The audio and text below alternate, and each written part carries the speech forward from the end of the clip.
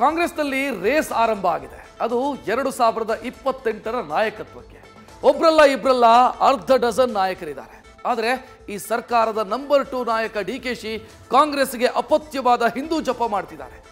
ಕುಂಭಮೇಳಕ್ಕೆ ಹೋದ್ರು, ನಿನ್ನೆ ಕೊಯಮತ್ತೂರಲ್ಲಿ ಶಿವರಾತ್ರಿ ಆಚರಿಸಿದ್ರು. ನಾನು ಹಿಂದೂವಾಗಿ ಹುಟ್ಟಿದ್ದೀನಿ, ಹಿಂದೂವಾಗೇ ಸಾಯ್ತೀನಿ ಅನ್ನೋ ಹೇಳಿಕೆಗಳು ಏನೇನೋ ಮಿಸ್ಲಿಂಕ್ ಆಗ್ತಾ ಇದೆ.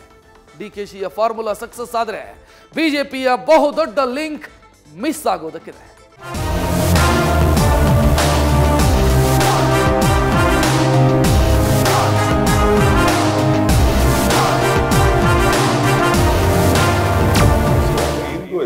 I'm a born Hindu, I'll die as a Hindu.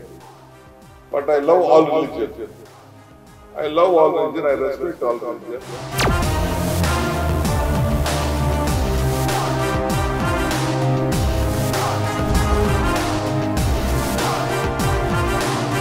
See, all community loves me, they respect me. Archakasya prabhavena shiladha. ಅರ್ಚಕರ ಪ್ರಭಾವದಿಂದ ಶಿಲೆಯಲ್ಲಿ ಶಂಕರ ಕಾಣುವಂತ ಮಧ್ಯ ದೇವರು ಅವರೇ ಪೂಜೆ ಮಾಡ್ತಾರೆ, ಕೆಲವರು ಪೂಜಾರಿ ಮಾಡ್ತಾರೆ. ಧರ್ಮಾಸ್ತ್ರ ಇದೊಂದೇ ಒಂದು ಅಸ್ತ್ರ ಡಿಕೆಶಿಯ ಬತ್ತಳಿಕೆಯಲ್ಲಿರುವ ಕಟ್ಟ ಕಡೆಯ ಬ್ರಹ್ಮಾಸ್ತ್ರ.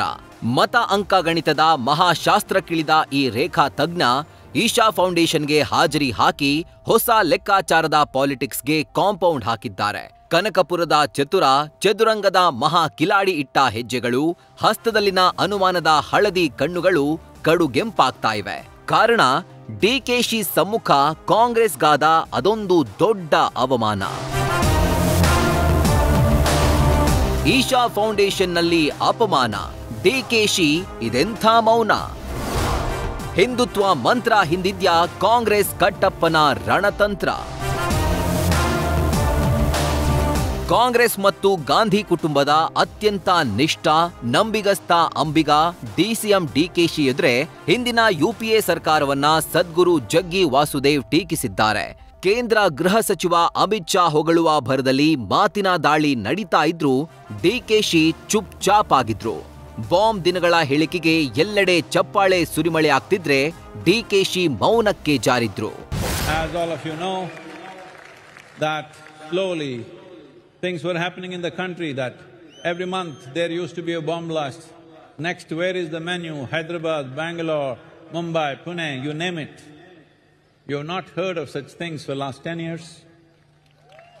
Thanks to all the agencies, forces, and above all, the one who leads them, our beloved Home Minister, and the determined hand with which he has handled this.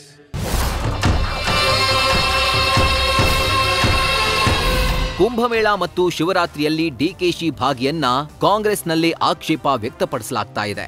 ಆದರೆ ಈ ಮಾತನ್ನ ಮಾಜಿ ಸಿಎಂ ಧರ್ಮಸಿಂಗ್ ಪುತ್ರ ಜೇವರ್ಗಿ ಕಾಂಗ್ರೆಸ್ ಶಾಸಕ ಅಜಯ್ ಸಿಂಗ್ ಒಪ್ಪೋದಿಲ್ಲ. ಅದು ಅವರ ವೈಯಕ್ತಿಕ, ಬೇರೆ ಅರ್ಥ ಬೇಡ ಅಂತ ಸಮಜಾಯಿಷಿ ಕೊಟ್ರು.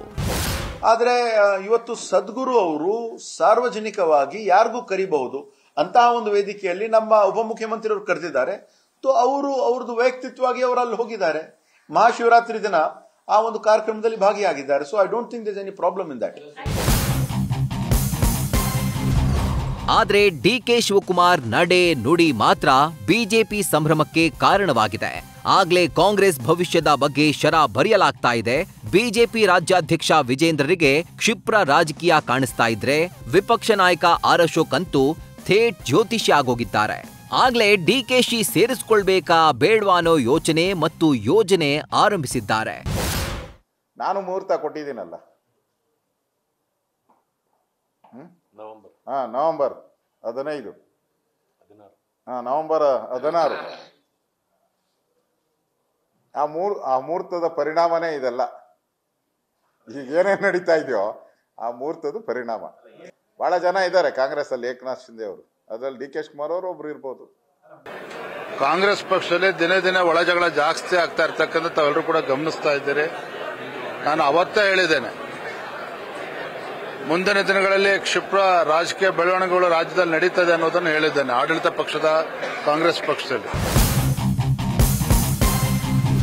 ಇವೆಲ್ಲ ರಾಜಕೀಯ ಮಾತುಗಳಾದ್ರೆ ಅಸಲಿಯತ್ತೇ ಬೇರೆ ಇದೆ.